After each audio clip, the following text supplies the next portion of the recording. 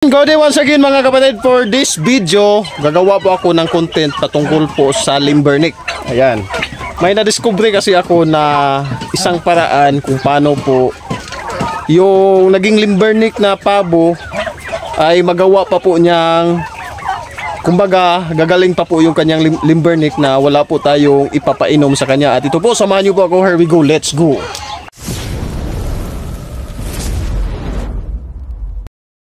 Ayan, long time no see mga kapatid. Matagal po akong hindi nakapagawa ng long video. So pag-uusapan po natin yung limbernick. Yung limbernick po mga kapatid, yun po yung pabo na nakatingala. Ayan, yung ganun. Laging nakatingin sa itaas. Pag sumubra na po ay talagang babaliktad na po. Ganyan yung normal na ulo. Gaganon yan, gaganon. So yung kanyang lakad paatras na po. Minsan bumabalik pa sa dating formada kung hindi pa po masyadong malala. So may na-discover po ako mga kapatid na dalawang bisis ko na po itong nasubukan dito sa aking pagpapabo. Nagkaroon po ako ng ganyan. Lumabas po yung limbernick nasa bandang isang buwan mahigit papuntang 2 months old. Na-encounter ko po yung limbernick. So ayun, yung limbernick po, kung tingnan ko lang kung may makuha ako sa YouTube, ilalagay ko dyan sa harapan ninyo. Yung pag ganun talaga yung kanyang ulo, baliktad na po. Tapos yung kanyang lakad, imbis na pasulong, paatras. At ayun. So na-encounter natin yan mostly mga kapatid pag bata pa po sila, lalo na pag naka-brooder. Ayan, may lalabas po talaga yan. Lalo na yung kanilang kulungan po ay masikip. Yung lagi silang nakatingala, may lalabas po na ganyan.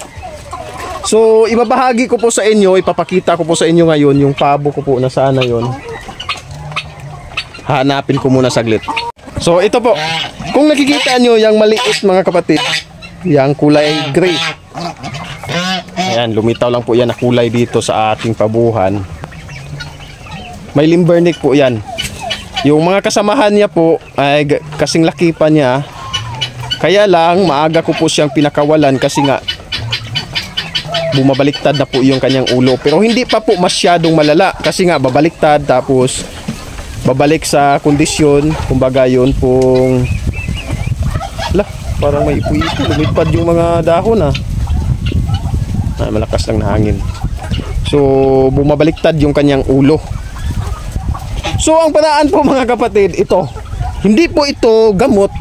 Kumbaga paraan lamang ito para nang sa gadon ay hindi po tuluyan talaga na babaliktad po talaga. Kasi may time po talaga niyan mga kapatid, yung limbernick ay yun po yung sanhi ng kanilang pagkakamatay. Kasi nga hindi na po sila makakakain. Ayan, dahil babaliktad na po talaga yung kanilang ulo. So na-discover ko po pangalawang bisis na po ito. Yung nauna is ayun, naibenta ko na. Ilagay nyo lamang po siya sa open area na kagaya nito. Ayan, going 2 months old pa po yan. Inilapag, napilitan na po talaga akong ilapag. Nakakakain naman siya dito kasi sanay na po siya sa mga pagkain ng mga malalaking pabo na ito. Kaya goods pa rin. Minsan lang pag gusto ko po siyang bigyan ng konting feeds, ayun, nilalagay ko po doon sa, isinasama ko muna siya doon sa kanyang mga kasama. Kaya lang ayun, pag nakakalimutan ko naman siyang alisin doon, ayun, bumabalik minsan yung kanyang limbernick. So pinapakawalan ko na naman. So ngayon ito po siya. Ayan hindi mo rin makita na mayroon siyang limbernick kasi parang normal lang. Ayan, so ibinahagi ko po ito sa inyo mga kapatid kasi nga alam ko po sa larangan ng pagpapabo is atin po itong mai-encounter. So siguro yung sinasabi ng iba na ang dahilan daw ng limbernick is nakakakain daw ng microbio, kaya nagka-cause po ng limbernick. Ayon, sinasabi naman ng iba is dahil sa sobrang inbreeding. Ayan, pabalik-balik na po yung kanilang lahi, kaya daw nagkakaroon ng limbernick. So yan po yung dalawang posible po na dahilan. Yung may nakakain daw na virus o bacteria, na pumasok sa kanila, tapos yun po yung nagiging root cause ng limbernick. At yung pangalawa ay dahil po sa inbreeding. Hindi ko po alam kung ano po talaga yung pinaka dahilan talaga niyan, kasi nga ayun, hindi naman po tayo mga scientist or ano ba yung nag-study ng ganyan. Ibinahagi ko lamang po sa inyo yung kaunti ko pong alam patungkol po dyan. Ayun, dalawa po yung posibleng dahilan. At yung paraan namang ito, ibinahagi ko lang sa inyo kasi nga baka sakaling makatulong po. Kung mayroon po kayong pamamaraan na alam, maaari nyo pong ibahagi sa akin mga kapatid, nang sa ganun ay matimbang-timbang po natin kung ano po ba talaga yung maaari pa natin gawin. Ang ginagawa ko kasi dati dyan, mayroon nagsasabi dyan na gagaling naman yan kung papainumin daw ng antibiotic. So hindi ko na lamang po sinubukan, dahil pag may ganyan kasing pabo mga kapatid, kinikonsidered ko na po talaga yan na reject. Pag maaari ng mapakinabangan, kinakatay ko po talaga yan. So ayun, kung sakaling alam nyo po kung ano po yung gamot na pwede nating ipainom sa kanila para gumaling, siguro po maaari nyo rin pong gamitin ang ganitong paraan na ginawa ko po, na pinakawalan ko po dito sa open area. Ayan, pag open area kasi mga kapatid, yung kanyang paningin ay hindi na po parang na-close, kumbaga malayo na po yung kanyang tingin, abot na po doon sa unahan, kaya hindi niya na maisip na titingala pa. Yan po yung nakikita ko, at successful naman kasi ayun nga, pangalawang bisis ko na po itong na experience na pinakawalan ko lang sa open area.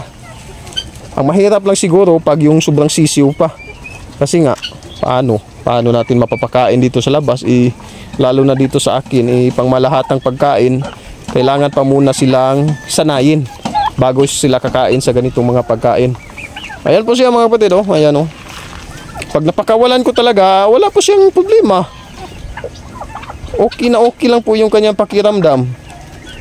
Pero pag ilalagay na ko sa kulungan, pag inilagay ko sa kagaya nito, doon po lalabas yung kanyang problema.